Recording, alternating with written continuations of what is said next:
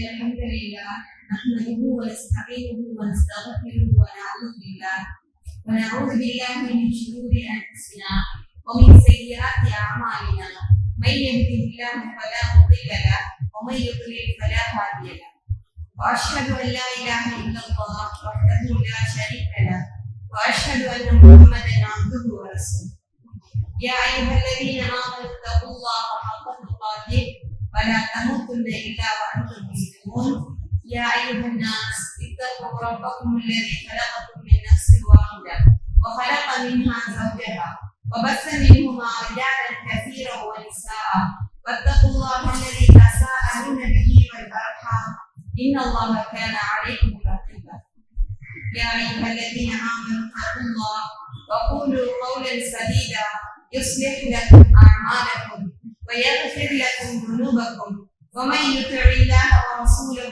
فقد فاز فوزا عظيما فإن أصدق الحديث كتاب الله وخير الهدي هدي محمد صلى الله عليه وسلم وشر الأمور محدثاتها وكل محدثة بدعة وكل بدعة ضلالة وكل ضلالة في النار அல்லாஹ்வுக்கே புகழ் அனைத்துரியது. அல்லாஹ்வுடைய மாளிகையில் அழகிய ஒரு நேரத்தில் அல்லாஹ் துதிக்க சொன்ன மாலை நேரத்தில் நாங்கள் அனைவரும் அவருடைய கருணையையும் அவருடைய மன்னிப்பையும் வேண்டியவர்களாக அல்லாஹ்வின் புறத்திலிருந்து நிறைய கூலிகளை எதிர்பார்த்தவர்களாக ஒவ்வொருவரும் ஒவ்வொரு வீட்டிலிருந்து வந்திருக்கிறோம். இங்கு வந்திருக்கும் வரவிருக்கும் அத்தனை உள்ளங்களுக்கும் அல்லாஹ் சாந்தியையும் சமாதானத்தையும் கொடுத்து நிரப்பமான கூலியை இன்மையும் மறுமையும் எங்களுக்கு தந்துள்ளோம். அன்பிற்கினிய சகோதரிகளே, தாய்மார்களே, ஒவ்வொரு நாளும் நாங்கள் ஏதாவது ஒரு விஷயத்திற்காக எங்களுடைய செல்வத்தை செலவு செய்யும். ஒரு நாளாவது நாங்கள் எங்களுடைய காசையோ எங்களுடைய சொத்துக்களையோ செலவு செய்யாமல் கடந்த நாட்கள் உண்டா? ஒரு நாளேனும் எந்த ஒரு செலவும் இல்லாமல் செலவினமே இல்லாமல் எங்களுடைய நாட்கள் கழிந்து ஏதாவது ஒரு நாள் இருக்கிறதா?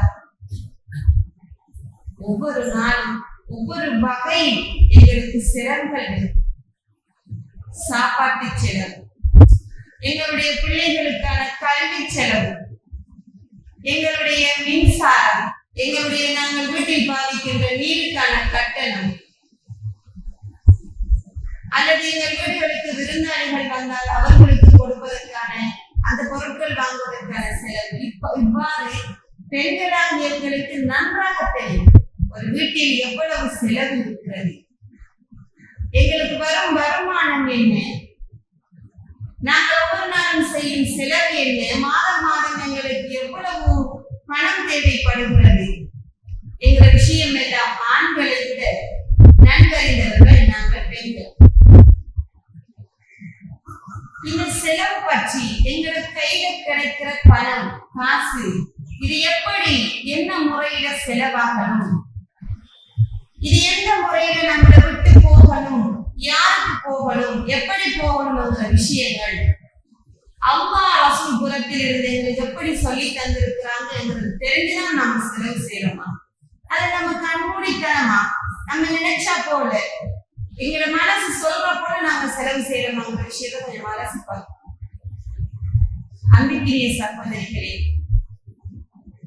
இந்த உலகத்தில் இந்த ஊரில் நான் வந்திருக்கிற எங்களுக்குள்ளே வசதி என்பது ஒவ்வொரு நிலையிலும் கூடிக்குறை. எல்லோரும் ஒரு தரத்தில் உள்ளவர்கள் அல்ல. அல்லாஹ் தான் நாடியவர்களுக்கு வசதியை கூட்டி கொடுத்திருக்கிறார். அல்லாஹ் தான் நாடியவர்களுக்கு வசதியை குறைத்து கொடுத்திருக்கிறான். அவன் நாடியவர்களுக்கு, அவன் விரும்பியவர்களுக்கு நடுத்தரமான வசதியை கொடுத்திருக்கிறான். நாங்கள் கற்பனையிலும் நினைக்காத அளவு செல்வம் சிலர்கள், இவ்வளவு சொத்துக்களா, இவ்வளவு நகைகளா, இவ்வளவு பணம் வேண்டிய இருக்கிறதா என்று அதிசயமாக பார்க்கும் ஒரு அளவுக்கும் செல்வந்தர்கள் நமக்குள் இருக்கிறார்கள். ஒருவேளை சாப்பாட்டிற்கும் கஷ்டப்படுகின்ற நிறைய சிறிய குழந்தைகள் இருக்கின்ற வீடுகளும் ஒழுங்கான ஆடைகள் இல்லாமல் கஷ்டப்படுகின்ற இப்படி மனுஷன் வாழ்வான் தானே என்று அதிசயப்பாவ அளவுக்கும் மக்கள் வாழும். அன்னைக்கு உழைச்சிக்கிட்டு நமக்கு கிடைக்கிறது சாப்பிட்டுக்கிட்டு மாட்டுக்களுக்கு ஒரு நல்ல சாப்பாடு ஒண்ணு சாப்பிட்டுக்கிட்டு ஒரு நடுத்தரமான வாழ்க்கையை வாழ்ந்தாக்கள் நமக்குள்ள இருக்கணும். இப்படி அவ்வளவு 3 விதத்துல மனுஷன் செல்வத்தை ஆக்கி வச்சிருக்கு. நம்ம எந்த நிலையோ அந்த நிலைக்கு நாம் அல்லாஹ்வுக்கு நன்றி செலுத்தணும். இந்த 3 தரத்துல நாம எந்த தரப்பினரோ அந்த தரப்பினராக நாம இருந்தால் நாம முதலாக நன்றி செலுத்தணும். அந்த 3 தரப்பினரும் செய்ய வேண்டிய கடமைகள் இருக்கிறது. அதுல இதுல யார் தெரியுமா மிகவும் அதிர்ஷ்டசாலிகள்? ஏழைகள். நாளை மறுமையிலே கேள்வி கணக்கு குறைந்தவர்கள், சொர்க்கத்துக்கு இலகுவாக செல்லக்கூடியவர்கள், அல்லாஹ் மீது நம்பிக்கை வைத்து ஐவேளை தொழுகையை நிலைநாட்டி தங்களுக்கு கிடைப்பதை தானும் தன் குடும்பமும் ஹலாலான முறையிலே 3 வேளைக்கு 2 வேளைகள் 2 வேளைக்கு 1 வேளை இப்படி சாப்பாட்டை குறைத்தாலும் ஈமானை குறைக்காத மக்கள், ஆடைகள் குறைந்தாலும் குணங்கள் குறையாத மக்கள், இவர்களை அல்லாஹ் மிகவும் நேசிக்கிறான். இவர்கள் ஏழைகளாக இருந்தாலும் நாளை மறுமையிலே அல்லாஹ்விடத்தில் மிக இலகுவாக சொர்க்கத்தை கேட்டு சென்று விடுவார்கள். ஏழைகளாக இருப்பவர்களுக்கு தர்மமோ ஜகாத்தோ அவர்களுக்கு கடமை இல்லை, அவர்களுக்கே இல்லை. அவர்கள் கொடுப்பதும் அல்லாஹ் அவர்களுக்கு கொடுக்குமாறும் சொல்லவில்லை.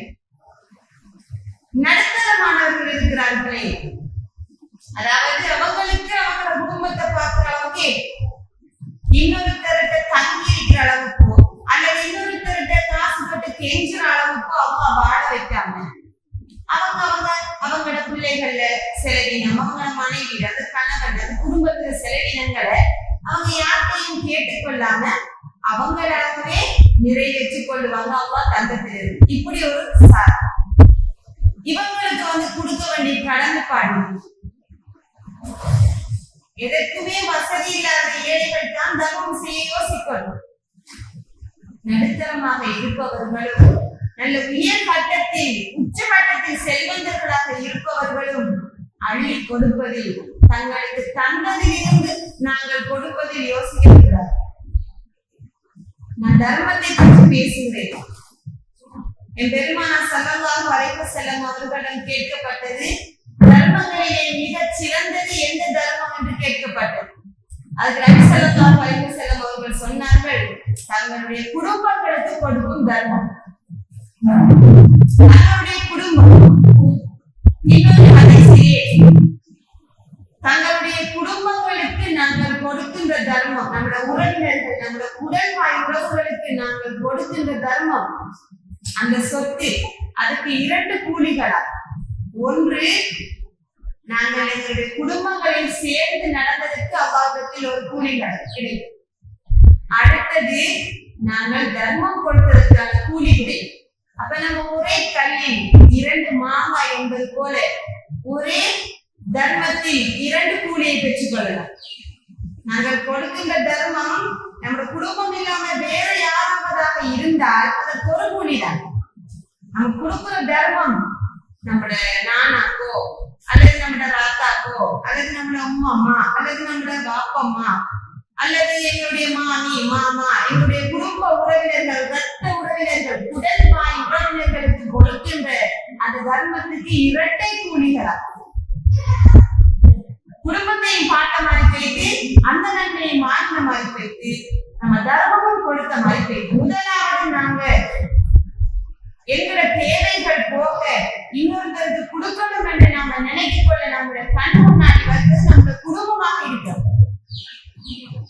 நம்முடைய குடும்பம் தவிக்க, தத்தளிக்க, கஷ்டப்பட, சாப்பாட்டுக்கு வழி இல்லாமல் இருக்க, உடுக்க உடை இல்லாமல் இருக்க, நாங்க அதை தாண்டி அந்த ரோட்டை தாண்டி அந்த ஊரை தாண்டி கொண்டு போய் கொடுத்துருவாங்க ஆக்களாக இருக்கக்கூடாது.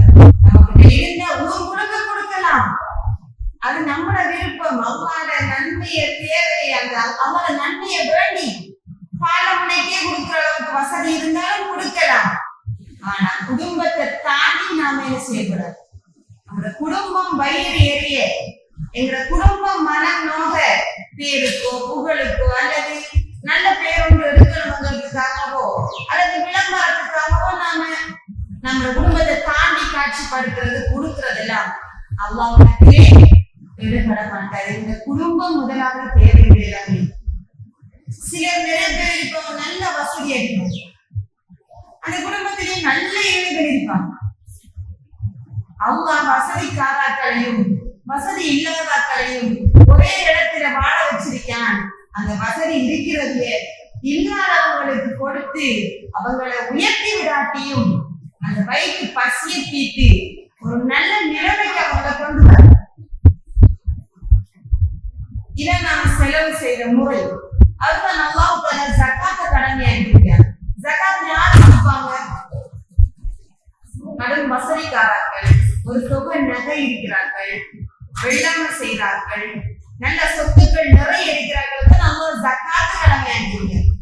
தர்மம் யார் வேண்டுமென்றாலும் கொடுக்கலாம். ஆனா ஜகாத் அந்தந்த பொருள் அந்தந்த அளவு அடையணும். ஒரு அளவு அடைஞ்சதுக்கு பிறகு அவங்க ஜகாத் கொடுக்கணும். யாருக்கு கொடுக்கணும்?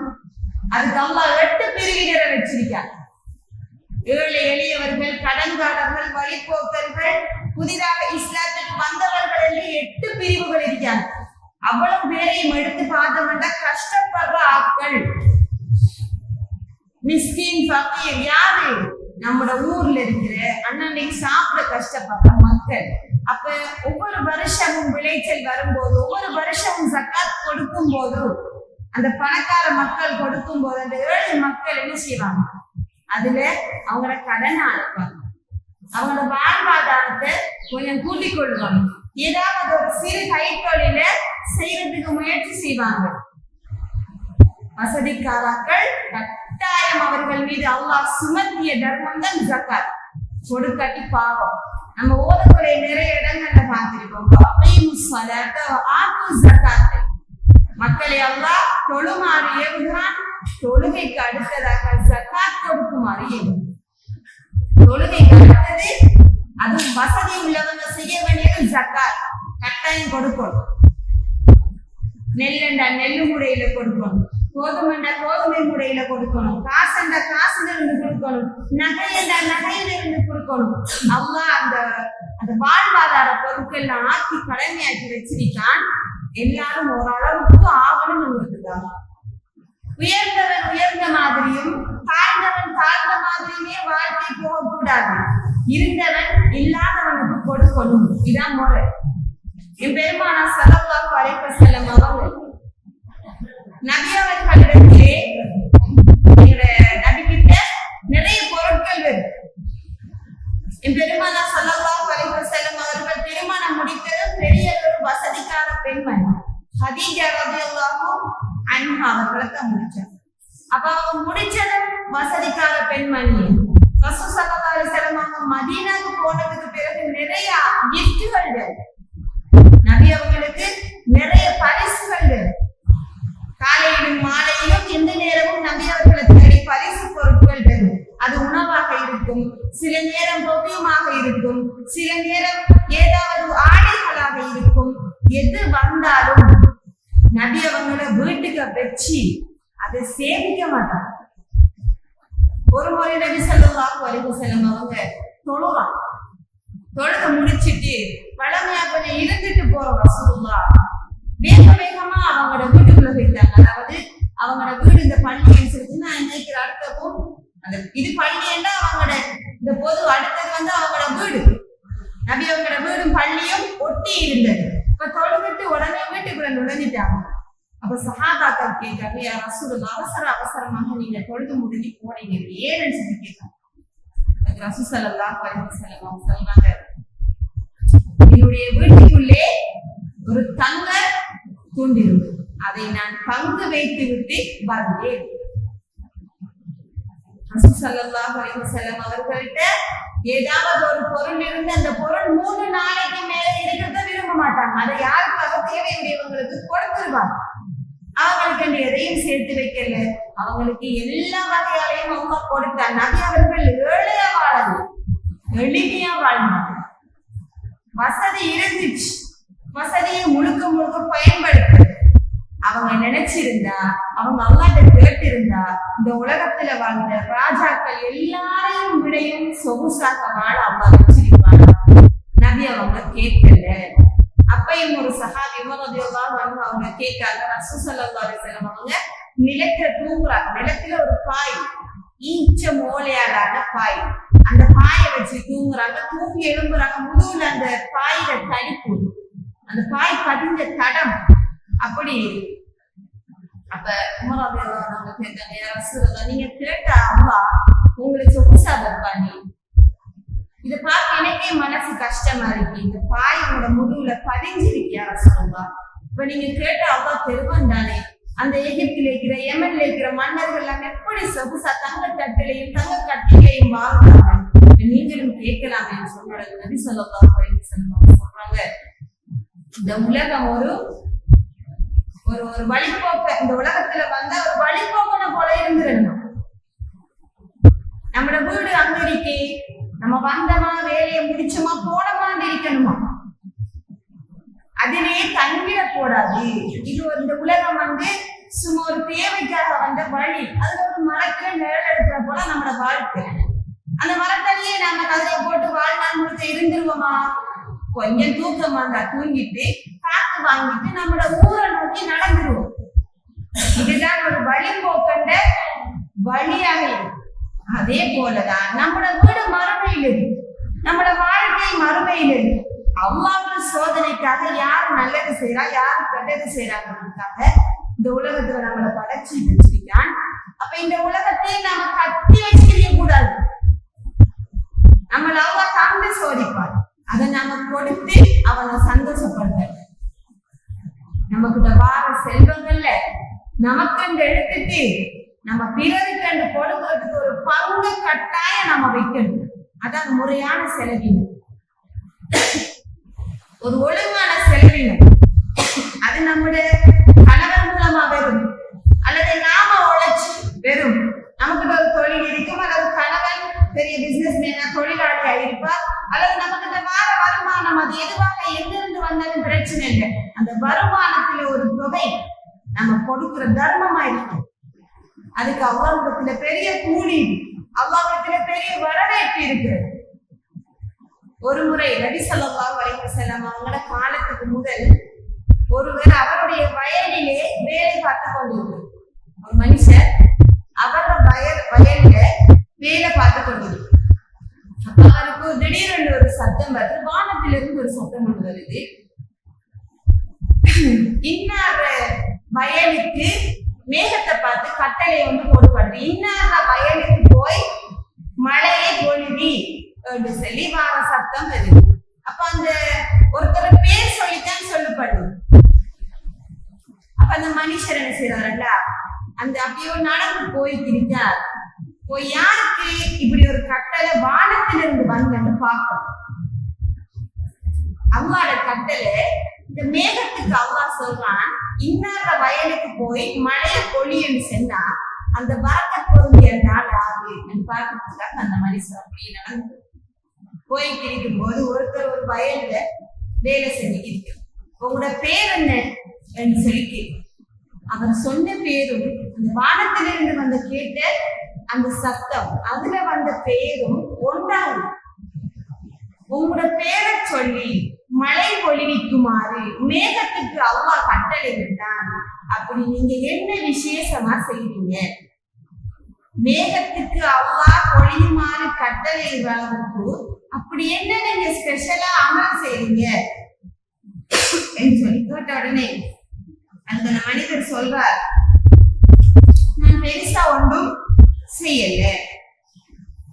அத சத்தகுபி சுலுசிக்கு நான்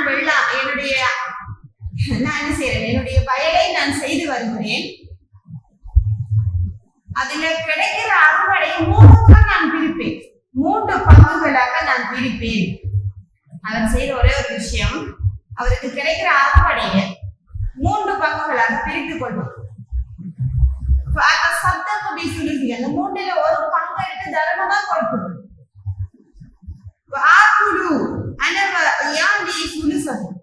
நானும் என் குடும்பம் ஒரு பங்கு சாப்பிட்டுருவோம். திருப்பி நான் விதைக்கிறதுக்காக ஒரு பங்கை வைப்பேன். 3ஆ பிரிச்சு அதுல ஒரு பங்கை நான் சாப்பிடுவேன், நானும் என் குடும்பமும் சாப்பிடுவோம். ஒரு பங்கை நாங்க எங்களுடைய அடுத்த விளைச்சலுக்கு எறிகிறதுக்காக வைப்போம். இன்னொரு பங்கை நாங்க தர்மம் கொடுக்கிறோம். இவ்வளவுதான் அவர் செய்யறது.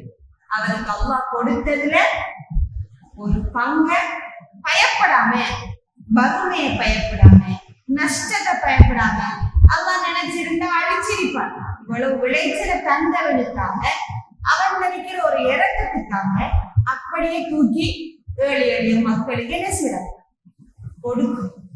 கண்ட வருமானத்திலிருந்து ஒரு தொகை போனதால அல்லாஹ் மேகங்களுக்கு கட்டளை இருக்கும். இன்னார வயலுக்கு போய் மழை அங்கே பொழியும். எத்தனை பேருக்கு மழை இல்லாம காஞ்சு நிலங்கள், எத்தனை பேர் மழை இல்லாம கஷ்டப்பட்டு வெள்ளாம விளைச்சல்கள் குறைஞ்சிருக்கு. அறுவடையில ஏழை எளியவர்களுக்கு கொடுத்தாங்களோ கொடுக்கலையோ தெரியாது. ஆனா இந்த மனிதர் செஞ்சது ஒன்றே ஒன்று, அதுல பங்கு விரித்து ஏழை எளியவர்களுக்கு கொடுத்தார். அதாவது அம்மாவோட பரக்கத். அவர் கேட்காமலே மேலுக்கு இருந்த அம்மா கட்டளையிட்டு அவரை நிலத்தை செழிப்பாக்கினான். அதே போல சூரத்துல் கலமிலே வரக்கூடிய ஒரு நூன்கள் கலமி என்று ஆரம்பிக்கின்ற அந்த சூறாவிலே ஒரு கதையை அல்லாஹ் சொல்கிறான். இதுக்கு எதிர்மாறான கதை. என்ன கதை? சில சகோதரர்கள் சேர்ந்து இப்படித்தான் ஒரு விளை நிலத்துல என்ன செய்யறாங்க, பயிர் செய்யறாங்க. அறுவடை காலம் நெருங்கிச்சு. அவைய நல்லா முழுமையா எதிர்பார்த்தாங்க, இந்த முறை நாம நல்ல விளைச்சலை எடுத்துக்கொள்ளுவோம். ஆனா மற்றவங்களுக்கு கொடுக்கறதுல 1% ஒரு துளியும் விருப்பம் இல்லாம தான் அதை வெட்ட போறாங்க, அறுவடைக்கு போறாங்க. அப்ப இவங்க என்ன செய்யறாங்க, அந்த காலத்துல எல்லாம் இப்பயும் நான் வெள்ளாம அல்லது ஏதாவது அறுவடை செய்யறேன் ஏழை எளியவர்கள் வந்து நிற்பாங்க, அவங்களுக்கு கொஞ்சம் கொடுப்பாங்க. அதை எடுத்துட்டு போய் அவங்களும் சாப்பிடலாம்ங்கிறதுக்காக நம்மளும் இப்ப வெள்ளாம வச்ச நேரம் பேர் சொல்லுவாங்க, கலவை கட்டி அப்படின்னு சொல்லுவாங்க. அப்படி சில மக்கள் எளியவர்கள் வந்து நிற்பாங்க, அவங்க கொஞ்சம் கொடுப்பாங்க, அதை எடுத்துட்டு போவாங்க, சந்தோஷமா துவா செய்வோம். இப்படி அந்த காலத்திலையும் ஏழைகள் கேள்விப்பட்டா வார வழக்கு இருந்துச்சு, அதை கொடுத்துட்டு போவாங்க. ஆனா இவங்களுக்கு அந்த ஏழை எளியவர்கள் வாரத்துக்கு முதல் நாங்க வெட்டிட்டு வந்துடணும், யாருக்கும் கொடுக்க போடாண்ட நீயத்தோட, இந்த கெட்ட எண்ணத்தோட சுபத்துக்கு முதல் அந்த இருட்டிலே செஞ்சாங்க. போய் அறுவடை செய்வோம், யாரும் வந்துடப்பட பாத்திரப்பட கொடுக்க வேண்டி வரும்ங்கிற ஒரு கஞ்சத்தனத்தால அப்படி அந்த சகோதரர்கள் என்ன செய்யறாங்க, போறாங்க. போய் பாக்குறாங்க, எல்லாமே தீஞ்சு போய்க்கிறது. வெள்ளாம வெட்டினாத்தான் வைக்கோல பத்த வைப்பாங்க, இவங்களை வெட்டாமலே பத்திக்கிறது, தீஞ்சு போய்க்கிறது. அப்ப பார்த்துட்டு சொல்றாங்க, இது நம்மட இல்லை, இது நம்மட வயலில அந்த இடத்துக்கு தவறி வந்துட்டோம், வாங்க போவோம்னு சொல்லி சொல்றாங்க. பிறகு நான் அறிஞ்சு போடுறாங்க, அது அவங்களதான், அவங்க வெட்ட வந்து அவங்க யாருக்கும் கொடுக்கப்பட அத்தனை நமக்கண்டு கட்டி ஆள வந்த அந்த வயல் நிலத்தை அல்லாஹ் அவங்களோட கண்ணுக்கு முன்னாலே கருக வச்சுட்டான். இதுக்கு முந்தி பார்த்ததுல அந்த மனுஷன் கேட்காமலே மழையை கொடுத்த அப்போ இவங்க வேணுமென்று எடுத்த முடிவு மக்களுக்கு கொடுக்க போட நினைச்ச உடனே அறிஞ்சு நம்மளும் நம்ம உருப்பிடுவோம். நம்ம ஒரு காலத்துல கஷ்டப்பட்டு இருப்போம், இப்ப நல்லா நம்மளை வச்சிருப்போம். நம்மளோட பிள்ளைகள் தலைப்பட்டு நம்மளோட பிள்ளைகள் உழைச்சி நம்மள நல்லா ஆர்வம் கொண்டு வச்சிருப்பாங்க. நம்ம பழைய நிலைய மறந்து வீட்டுக்குள்ள கஷ்டப்பட்டு உழைக்கிறது, அவனுக்கு வீடு கட்டுவோம், அவனுக்கு நகை சேர்ப்போம், அவனோட பிள்ளைக்கு அவனோட பிள்ளைட பிள்ளைக்கு அவனுக்கு அவனுக்கு அவனுக்கு வேண்டி கட்டி கட்டி கட்டி கட்டி நாம தான் வச்சுக்கிருப்போம்.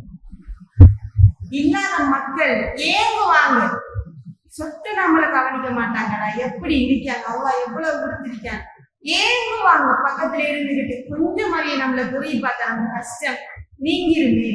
இந்த புள்ளட படிப்பையாவது ஒரு மனுஷன் பொறுப்பு எடுத்தா இவ்வளவு நிம்மதியா இருக்கும். அல்லது நமக்கு ஒரு மூட நெல் அல்லது நமக்கு மாசம் மாசம் ஒரு 2000 ரெண்டெல்லாம் எதிர்பார்க்கிற இல்லாத மக்கள் நம்மள சூழ இருப்பாங்க. ஆனா நாம நம்ம பழைய நிலையையும் மறந்து நமக்கு அம்மா தர தர தர எப்படியோ சேர்த்து வச்சிருப்போம். அல்லாஹ் இன்னமும் தருவான். இப்படி சேர்த்து வச்சிருப்போம், அல்லாஹ் இன்னமும் சோதிக்க தருவான். நம்மளோட கை நீளுதா நீளாம விடுதாங்கிறத பாக்குறதுக்கு இன்னமும் தருவான். அல்லாஹ் அப்படித்தான் கொடுத்தும் சோதிப்பான், எடுத்தும் சோதிப்பான். எடுத்து சோதிச்சா நம்ம பொறுமையா இருந்து அல்லாஹ் திருப்பி ரிப்பீட் தருவான். கொடுத்து சோதிக்கிறதுக்கு நம்மளை நாமளே மறந்து படுகொலையில விழுந்துருவோம். அல்லாஹ் நமக்கு தரணும், நாம அதை நல்ல முறையில செலவு செய்யணும். மனுஷனுக்கு கொடுத்து நாமளும் எடுத்து செலவு செய்யணும். சுலைமான் நபி எப்பேற்பட்ட நபி? சாதாரண நபி. அவர் அல்லாஹ் கிட்ட ஒரு துவா கேட்கார். அந்த நபி ஒரு துவா கேட்டாங்க, யா அல்லாஹ், எனக்கு நீ ஒரு செல்வத்தை தரணும், அந்த செல்வம் எனக்கு பிறகு யாருக்கும் கிடைக்கப்படும்.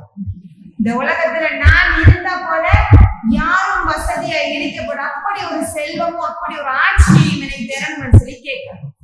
இப்படி கேட்கலாம். நாமளும் பெருசா கேட்கலாம், அல்லாஹ் கிட்ட கேட்கலாம், எவ்வளவு பெருசா கேட்கலாம். சுலைமான் நபி பெருசா கேட்டாங்க, அல்லாஹ்வும் கொடுத்தார்.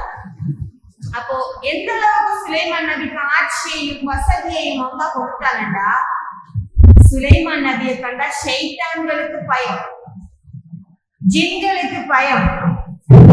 ஷைத்தான்கள், ஜின்கள் இவங்கள் எல்லாரையும் சுலைமான் நபி தந்த கஸ்டடிக்கு கீழே வச்சிருந்தாங்க, தந்த வேலையாட்களாக வச்சிருந்தாங்க. நம்ம வேலைக்காரர்கள் வைக்கிற போல சுலைமான் நபிக்கு வேலை செய்யறது ஜின்கள். கடலுக்கு போய் முத்தெடுத்துட்டு வாங்கடா, முத்தெடுத்து வரணும், அவங்க சொல்றத செய்யணும். அப்படி ஒரு ஆட்சி அதிகாரம் சுலைமான் நபிக்கு வழங்கப்பட்டது. அதோட சேர்த்து காற்றையும் அல்லாஹ் வசப்படுத்தி கொடுத்தார்.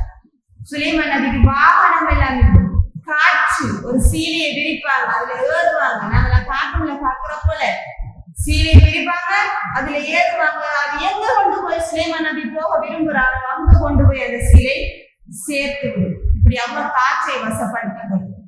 அடுத்தது பிராணிகள், பறவைகள், பூச்சி புழுக்கள் பேசுறத அவங்களுக்கு கேட்கும். அதுகளோட மொழி சுலைமான் நபிக்கு விளங்கும். அப்படி ஒரு ஆட்சியும் அப்படி ஒரு செல்வத்தையும் கொடுத்த நபி, அவருடைய குணத்தை பாருங்க. ஒரு முறை தானும் கண்ட படையினர் ஒரு பள்ளத்தாக்குல போய்கிட்டு போற நேரம் ஒரு எறும்பு கூட்டம், அதுல அந்த பெரிய எறும்பு செய்யுது, சுலைமானும் அவருடைய படையினரும் வராங்க, நீங்க எல்லாரும் போய் கூட்டுக்குள்ள ஒளிஞ்சு கொள்ளுங்க, தவறுதல் அவங்கள மிதிச்சிடுவாங்க என்று சொன்னது சுலைமான் நபியோட காதுல விழுந்துச்சு. அதை கேட்ட உடனே சிரிச்சிட்டு ஒரு துஆ செய்றாங்க, ரப்பி அவ்ஸிஅனி அன் அஷ்குர நிஅமதக அல்லதி அன்அம்த அலைய வ அலா வாலிதைய வ அன் அஅமல ஸாலிஹன் தர்தா.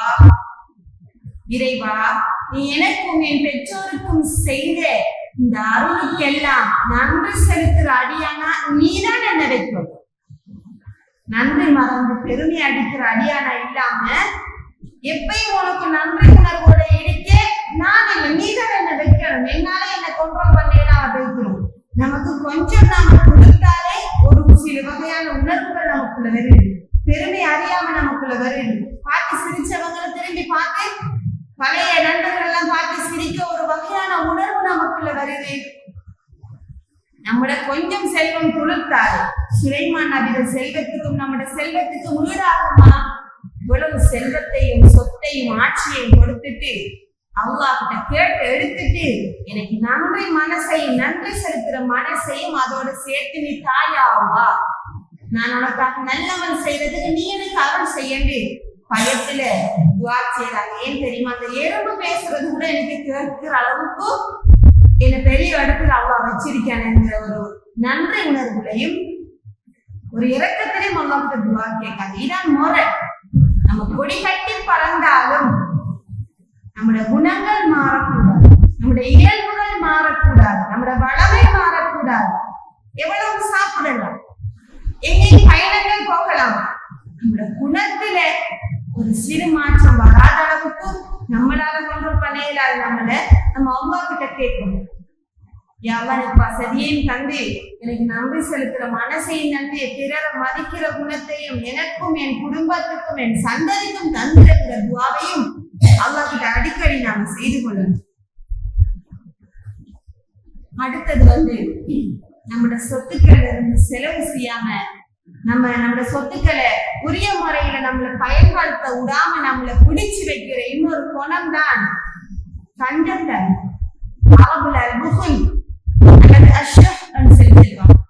கஞ்சத்தனம்ங்கிறது ஒரு கொடிய நோய். அது என்னன்னா அல்லாஹ் தந்த அத்தனையும் நமக்குத்தான், நம்மளை விட்டு சருக கூடாது. நம்ம ஏன் கொடுக்கணும்? நம்ம கொடுத்தா குறைஞ்சிடும். இதுதான் அந்த கஞ்சத்தனம் நமக்கு படிச்சு தர பாடம். ஆனா அல்லாஹ் என்ன சொல்றான்? அன்பு ஒன்றுக்காடு, நான் தந்ததுல இருந்து நீ கொடு, உனக்கு நான் தான் சொல்லிருக்கேன். இப்ப நம்மளோட பிள்ளை வந்து 2 சாக்லேட்டை கையில வச்சுட்டு இருந்தா, நம்ம எங்கேயோ ஒரு இடத்த போறோம், அங்க ஒரு பிள்ளை நம்மளோட பிள்ளையோட சாக்லேட்டை பார்த்துட்டு இருக்கி, நம்ம என்ன சொல்லுவோம்? மகன், நீங்க உங்களோட கையில இருக்கிற உண்டை கொடுங்க, வீட்டை போய் நான் உங்களுக்கு பக்கெட்டோட தாரம், இப்படி செல்வம் தானே.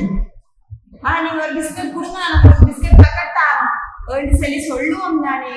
அதே போல அல்லாஹ் நம்மகிட்ட சொல்றான், நான் தந்ததுல இருந்து நீ கொடு, நீ தர்மம் கொடு, நான் உனக்கு தாரேன். அது குறையாது. ஒன்று கொடுத்தா அது 100ஆக மாறும்.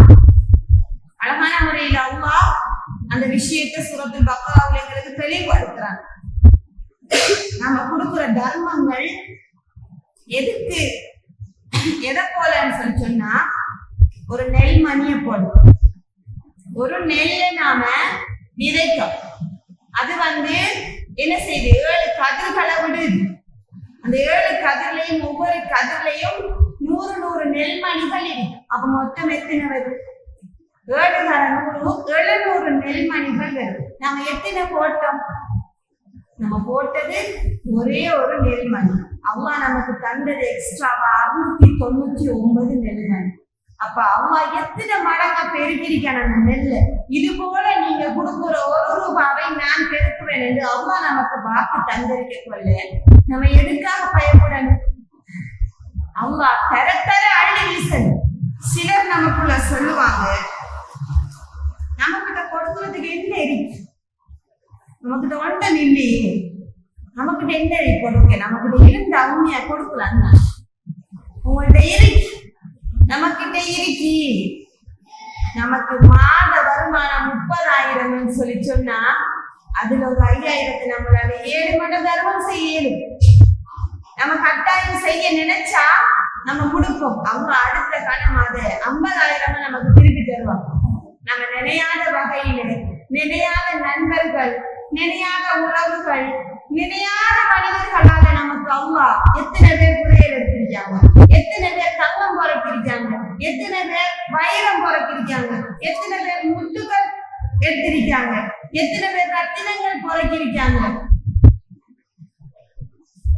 எவ்வளவு பேருக்கு எவ்வளவு வழியில் அல்லாஹ் கொடுத்திருக்கான். எப்படி தருவானங்கிறத நாம கற்பனை பண்ணக்கூடாது. நமக்கிட்ட இருக்கிறதுல ஒரு துண்டை, ஒரு பாதிய நம்பும். அதுல குறிப்பாக பெண்களை கஞ்சத்தனத்தை விட்டு அவங்க நிறையவே விலக சொல்லிட்டாங்க. கஞ்சத்தனம் கூடுதலா நமக்கிட்டதான் பிறக்குது. ஏன்னா நம்ம தான் தாய்மார்கள். பிள்ளைகளை நாம கஞ்சனாக்கி விட்டுறக்கூடாது. நம்மளோட பிள்ளைகள்கிட்ட அவங்களோட கைகள்ல கொடுத்து இன்னாருக்கு கொடுங்கன்னு சொல்லி பழக்கம். நம்ம அவங்கள தர்மம் கொடுக்கிற பிள்ளைகளை வளர்க்க பழக்கணும். என்னத்துக்குமான் கொடுத்து, என்னத்துக்குமான் இல்ல கொடுக்குறல வைக்கும், நமக்கு இல்லல்ல, நமக்கு இல்லதானே, நமக்கு நம்ம என்னத்த சாப்பிடுற, நம்ம என்னத்த போடுற. நம்மளோட பிள்ளைங்க மனசு பெருசு, தாய்மார மனசு சிறுசு. பிள்ளைகள் எவ்வளவு பெரிய மனசு படைத்தவர்கள். கொடுக்க தோங்குவாங்க, தன்னை கூட்டாளி மாதிரி கொடுக்க தோங்குவாங்க, தன்னை வீட்டை கேட்டு வர அதிகாரங்களை கொடுக்க தோங்குவாங்க. நாம ஒத்தரமையில போகன்னு பிள்ளைகளை பழக்கி விட்டுற போறாங்க. ஒத்தரமையில போங்கன்னு சொல்லி பிள்ளைகளே நாம சொல்லி விடுறோம்.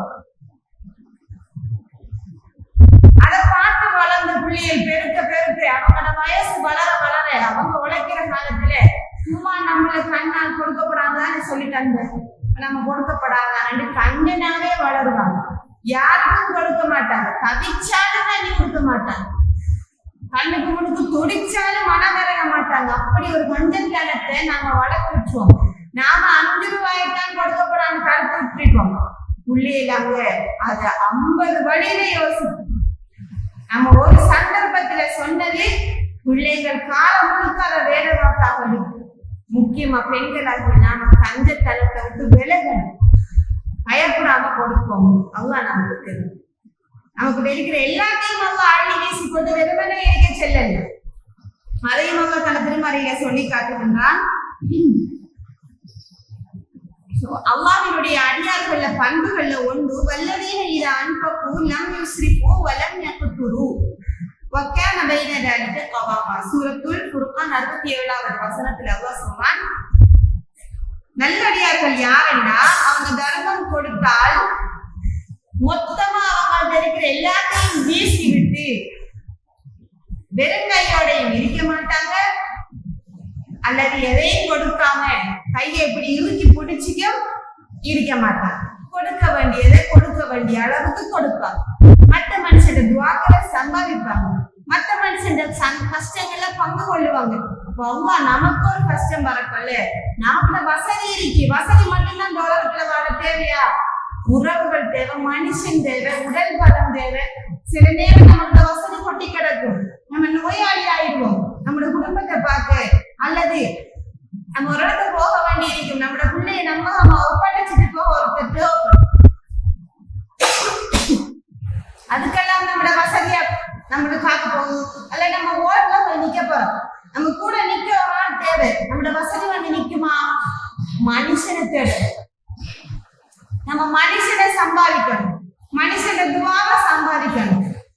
நம்ம இப்ப செய்யற ஒரு தர்மம், இப்ப செய்யற ஒரு உதவி நமக்கு ஏதாவது கட்டத்துல நமக்கு உதவி செய்ய பலர் முன் வருவாங்க. அவங்களோட வசதி இல்லாட்டியும் அவங்களோட உடலால நமக்கு உதவி செய்வாங்க. அவங்களோட மனசால நமக்கு உதவி செய்வாங்க. அவங்களோட துவாவால நமக்கு உதவி செய்வாங்க. பணம் பணம் பணம் என்று பணத்துக்கு பின்னால் அதை கட்டி வச்சுக்கு மற்ற மனுஷன் கன்றப்படா, மற்ற மனுஷன் நினைச்சிடப்படா, இருக்குன்னு நினைச்சிடப்படா. இல்ல இல்ல இல்லன்னு அந்த கஞ்சத்தனம் பொய் சொல்ல வைக்கும். காண்பாக்கள் எல்லாம் பார்த்தா யார பார்த்தாலும் எந்திரி ஒன்றுமில்லை, உழைக்கிறான் ஒன்றுமில்லை, அங்க நட்டம் இங்க சும்மா போய் அங்க எல்லாம் இருக்கு. ஆனா நமக்கு இருக்கேன்னு நினைச்சா வந்து கட்டுவாங்க. கடனா கேட்பாங்க, இல்லாட்டி உதவியா கேட்பாங்க, இல்லாட்டி அதே தண்டுக்கு வருவாங்க. நம்ம கொடுக்க வேண்டி வரும். அப்ப காண்ப நேரம் அவங்க கேட்காமலே இவங்க இங்க இல்லைன்னு சொல்லுவாங்க. சாப்பாடு ஒன்றுமில்லை, வீட்டுக்கு ஒன்றுமில்லை. அவங்க காலப்போக்குல ஒன்றுமே இல்லாம ஆக்கிடுவாங்க. கொடுக்க கொடுக்க கிணறு மாதிரி ஊறும். கொடுக்காம வைக்க வைக்க பூசணமாயி நமக்கும் பிரயோசனம் இல்லாம இன்னொருத்தருக்கும் பிரயோசனம் இல்லாம நாளையும் நம்முடைய செல்வங்கள் கொடுக்கிற செல்வங்கள் கிணறு போல எடுக்க எடுக்க ஊருக்கே இருக்கும். அதுக்கு பேரும் பரக்கத். கொடுக்கிறவங்களுக்கு அவங்க கொடுக்கிற கிஃப்ட் பரக்கத், கொடுக்காதவங்களுக்கு அந்த பரக்கத் தெரியாது. நிறைய செல்வம் இருக்கும், அந்த செல்வத்தால பிரயோசனம் இருக்காது. அந்த செல்வம் நமக்கு பயனளிக்காது. நாளை மறுமையிலே நம்மள நரகத்துல கொண்டு போய் விட்டுரும். அதையும் அல்லாஹ் சொல்றாங்க, அம்மா அம்மன் பகில யாரெல்லாம் புகுலோடு இருந்தார்களோ, கஞ்சத்தனம் கொண்டு மறுமை நாளை பொய்ப்பித்தார்களோ அவர்களுக்கு நாங்கள் நரகத்தை இலகுபடுத்துவோம் என்று அல்லாஹ் சொல்றாங்க. فأما من بخل واستغنى وكذب بالحسنى فسنيسره للعسرى. யாரெல்லாம் கஞ்சத்தனம் பிடித்து தன்னுடைய சொத்துக்களை பிசுகாமல் பார்த்து கொண்டு நாளை மறுமையை நான் பார்த்துக் கொள்கிறேன் என்று சொல்லுவாங்க சிலர். குடுங்கள உங்கள்ட்ட இருக்கிறதுல குடுங்கள நல்லா கேட்பானே என்று அதை சொன்ன அதை நான் பார்ப்பேன்.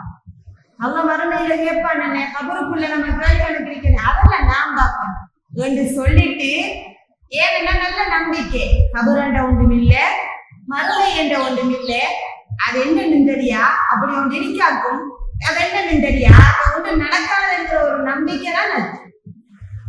உண்மைய கவலையும் மறுமை வாழ்வையும் பயந்த ஒரு ஆளுக்கு பயம் வரும். நமக்கு நிறைய இருக்கு, நம்ம கொடுக்கத்தான் வேணும், சேர்த்து சேர்த்து வைப்போம்.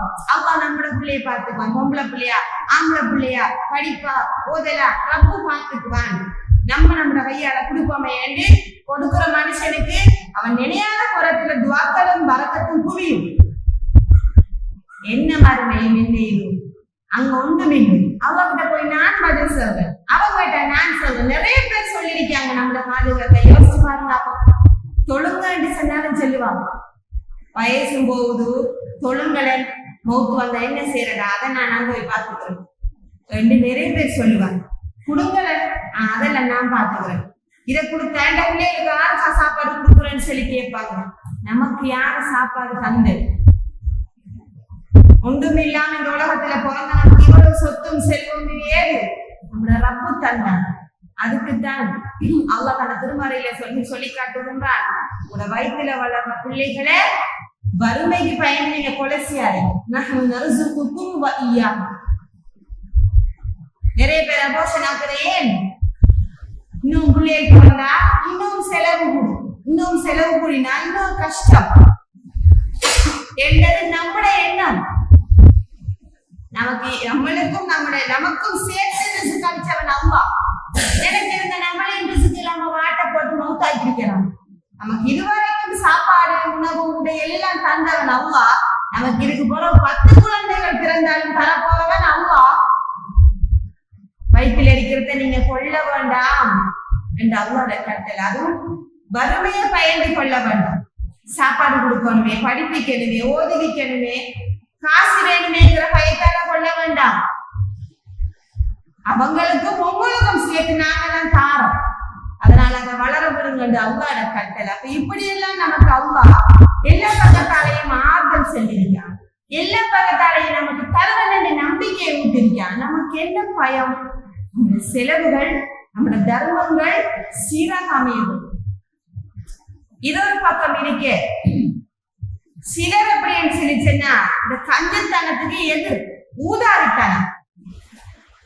கிடைக்கிற எல்லாத்தையுமே யாருக்காவது கொடுத்துரு, தான் செலவு செஞ்சு ஒரு நாளைக்குள்ள அதை அழிச்சிடு. தனக்கு கிடைக்கிற அத்தனையையும் ஒரு நாளைக்குள்ள முடிச்சிடுற, இல்ல யாரோ ஒருத்தருக்காக கொடுத்துடுற.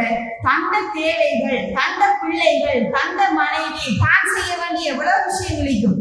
பிள்ளைக்கு அப்பிரிக்கா கொடுக்க வேண்டி இருக்கும், எவ்வளவு விஷயங்கள் உமுகியா கொடுக்கறதுகள் இருக்கும். அதெல்லாம் செய்யணும் இல்ல, அதெல்லாம் செய்யறதுக்கு இல்லாம அல்லது நமக்காண்ட ஒரு நல்ல வீடு இல்ல, ஒழுங்காக ரூமாச்சும் கட்டி எடுக்க வேண்டி இல்ல, நமக்காண்ட தேவைகள் இருக்க கிடைக்கிற எல்லாத்தையும் சும்மா ஒரு நாள் பயணத்துக்கு செலவழிச்சு, ஒரு நாள் ட்ரிப்புக்கு போக்காட்டு, ஒரு நாள் ட்ரிப், 2 நாள் ட்ரிப், 3 நாள், மொத்தம் 70,000 தேவைப்படும். அந்த 70,000 நாம 2.5 மாதத்துக்கு ஓட்டலாம் சாப்பாட்டு செலவு. ஆனா எங்களோட மனம் செல்வாப்படி நம்ம வாழ்ந்தோம்டா 3 நாள் ட்ரிப்புக்கு 70,000 கேட்கும். இது ஊதாரித்தனம். அல்லது ஒரு கல்யாணம், இருக்கிற சொத்து எல்லாத்தையும் சேர்த்தெடுத்து நம்மளோட பிள்ளையோட கல்யாணத்துல கொற்ற. அல்லாஹ் கல்யாணத்தை சிம்பிளா செய்ய சொல்லிக்கான், ஒலிமாக பெருசா செய்ய சொல்லிக்கான். ஒலிமாங்கிற ஒன்றே இல்ல, கல்யாணத்திலையும் ட்ரவுன்லையும் ஆடம்பர உடுப்புலையும் நகநட்டிலையும் ஹோலுக்கும் ஆடம்பர செலவுக்கும் போட்டோஷூட்டுக்கும் அல்பத்துக்கும் மெஹந்தி ஃபங்க்ஷனுக்கும் கேக் வெட்டுறதுக்கும் காட்டு அடிக்கிறதுக்கும் பொக்கைக்கும் பூக்கும் காய்க்கும் 50 பணத்தையும் அள்ளி செலவழிக்கும் ஊதாரித்தனம். வீண்விரயம் செய்பவர்கள் ஷைத்தானின் தோழர்கள். இதெல்லாம் வீண்விரயம். அளவுக்கு செய்யும். நம்ம வீட்டை வாங்குற பொருள்களும் தான் அளவோட வாங்கணும். ஒரு அகப்பை இருக்கேன்னு சொல்லி சொன்னா இன்னொரு அகப்பை தேவையில்லை. நம்ம பெண்களுக்கு ஒரு ஒரு நம்மளே கட்டுப்படுத்த முடியாத ஒரு விஷயம் ஒன்று இருக்கு. சாமான கண்ணோடவே வாங்கணும். தன்னை கணவன் கஷ்டத்தை பொருட்படுத்தாம, தன்னை வீட்டை இன்னும் தேவைகள் இருக்கும் அதெல்லாம் கணக்கில் எடுக்காம உழைச்சிட்டு வாரதெல்லாம் சாமான் தான் வாங்குறது. அதுவும் இப்ப ஆன்லைன்ல ஆர்டர் பண்ணி தேவையில்லாதது. ஒரு மொப்பர் இருக்கும், ஏற்கனவே தொடக்கிறதுக்கு ஒரு மொப்பர் வீட்டுல சொங்கும், ஆனா புதுசா ஒரு மொப்பர் ஒன்று வந்திருக்கு, அதை வாங்கி பார்க்கணும், அதுக்கு செலவழி. ஒரு கிளாஸ் செட் வீட்டு இருக்கும், இன்னொரு கிளாஸ் செட் வாங்குது, எல்லாம் வீட்டுல இருக்கும். புதுசா கொஞ்சம் மோடிஃபை பண்ணி கலசவார சாமான்களை வாங்கி வாங்கி வாங்கி வீட்டை நிரப்புற. வாங்கின சாமானால ஊருக்கு உப்புற வாங்குறதும் இல்லை. வாங்கின சாமான் பக்கத்து முடைக்காம எத்தனை மாசம் அப்படியே இருக்கு, அதுல பிரயோசனங்களும் இல்லாம இருக்கும். ஆனா காண்றதெல்லாம் வாங்கணும், தேவைக்கு வாங்கணும். நம்ம வீட்டை பீங்கான் இல்லை, நமக்கு சாப்பிட பீங்கான் இல்லை, யாரும் வந்தா பீங்கான் இல்லைன்னு சொன்னா அதை நம்ம யோசிச்சு வச்சுக்கணும். காசு வந்தா நம்ம ஒரு செட்டு பீங்கான் வாங்க தந்தையில, மனுஷன் வந்தா சாப்பிட ஏனம் இல்லை, வாங்குவோம். விருந்தாளிகளுக்காக வாங்குவோம், இருக்க பாய் இல்லை வாங்குவோம், குடிக்க கிளாஸ் இல்லை வாங்குவோம், தேவைக்கு வாங்குவோம். தேவையானது ஏற்கனவே இருக்கு, இன்னொரு செட்டு வாங்கி வாங்கி யோசனை இல்லாம அடித்து வைக்க கூடாது. வீடுகளையும் பெருசா கட்டி பால் விட வைக்க கூடாது, பால் விடாத கூடாது.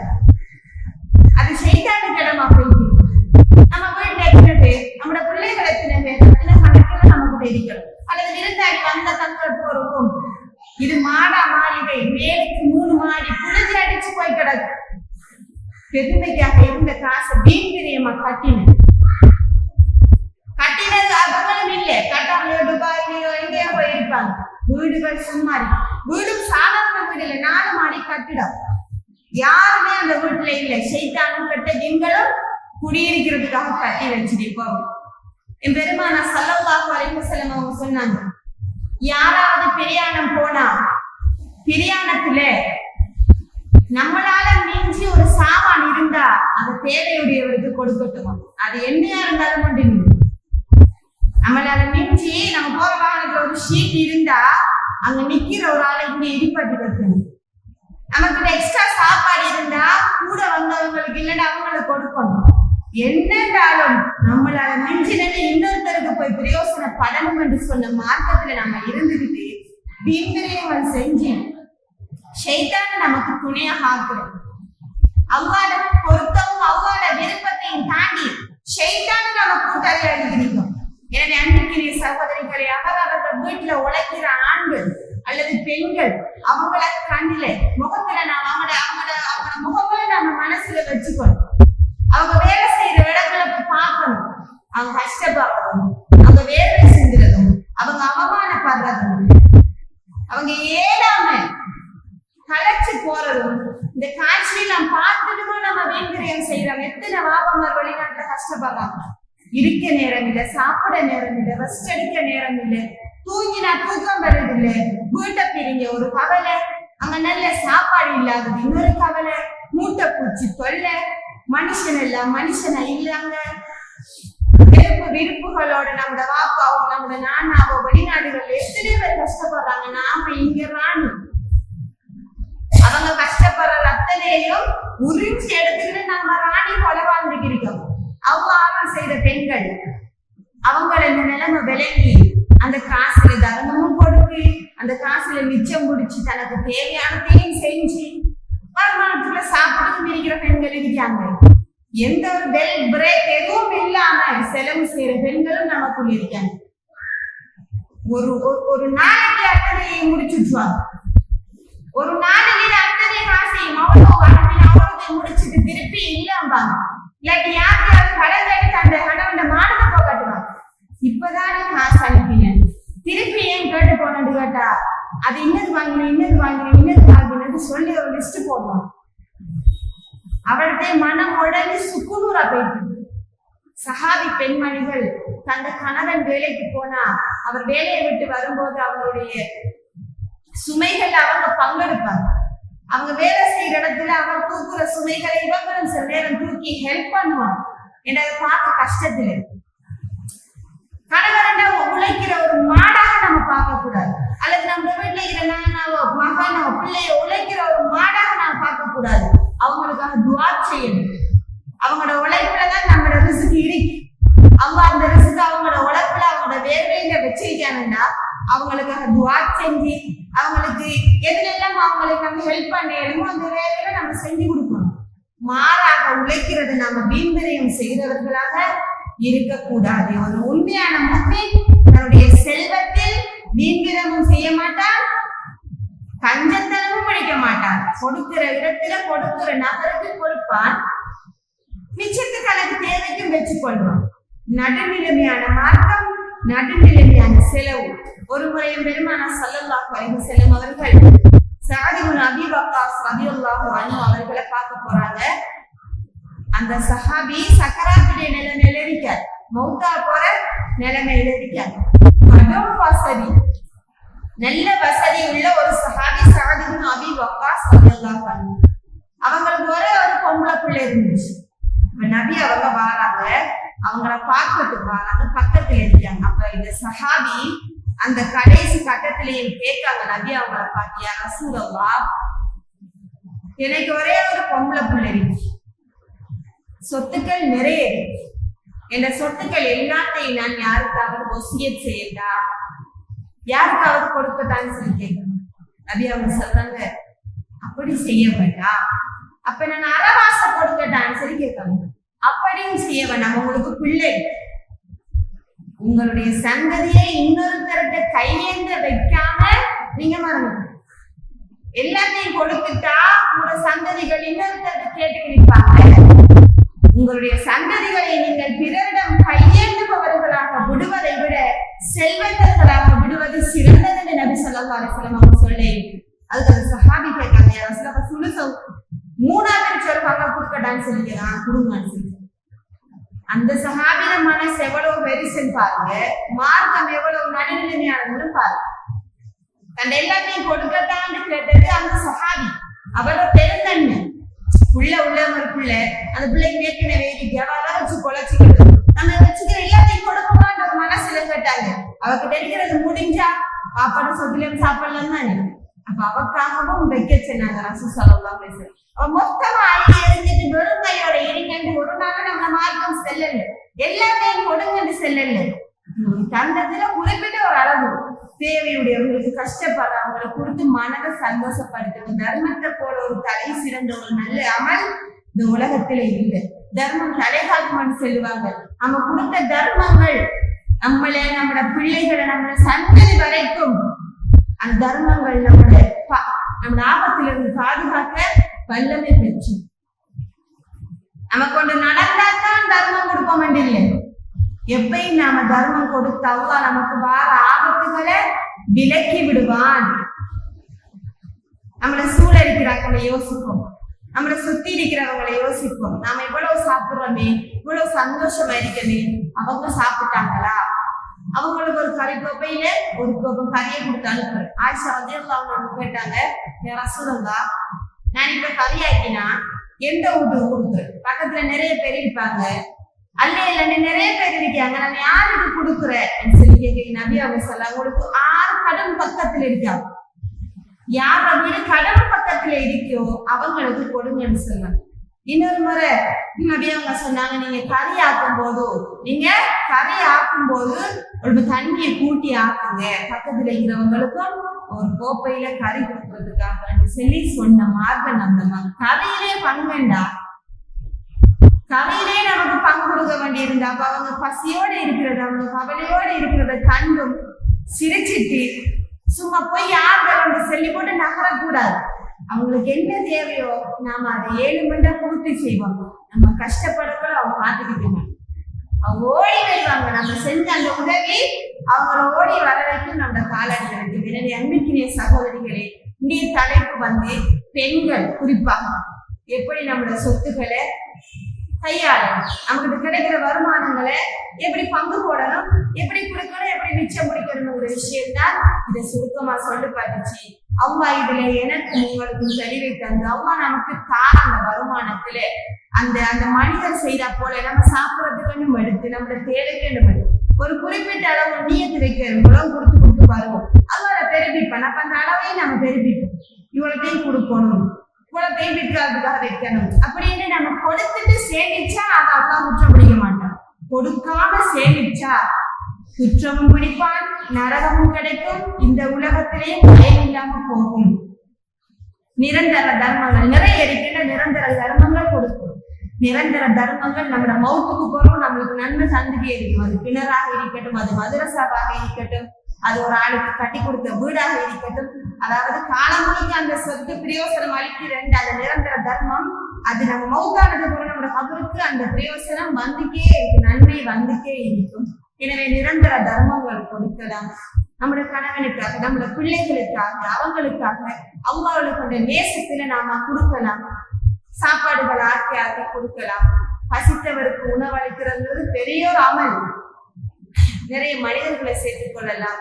பெண்களா இருக்கிற நாம நம்ம வீட்டுல வளர்ற பிள்ளைகளுக்கு தர்மத்தையும் சிக்கனத்தையும் கொடுக்கிற மனசையும் நன்மை உணர்வையும் வளர்த்து நாம பிள்ளைகளையும் வளர்க்கிறதுக்கு அல்லாஹ் எனக்கும் உங்களுக்கும் அருள் புரிந்து நாளை மறுமையிலே தர்மம் செய்து நல்ல உள்ளங்களாக இருப்பவர்களுக்கு அல்லாஹ் கொடுக்கின்ற அந்த சுவனத்தில் எங்களையும் சேர்ப்பானாக. நடுநிலைமையான பெண்களாக, நடுநிலைமையான குடும்ப தலைவிகளாக எங்கள் அனைவரையும் ஆக்கி அருள்வானாக என பிரார்த்தித்தவளாக இருக்கின்றேன்.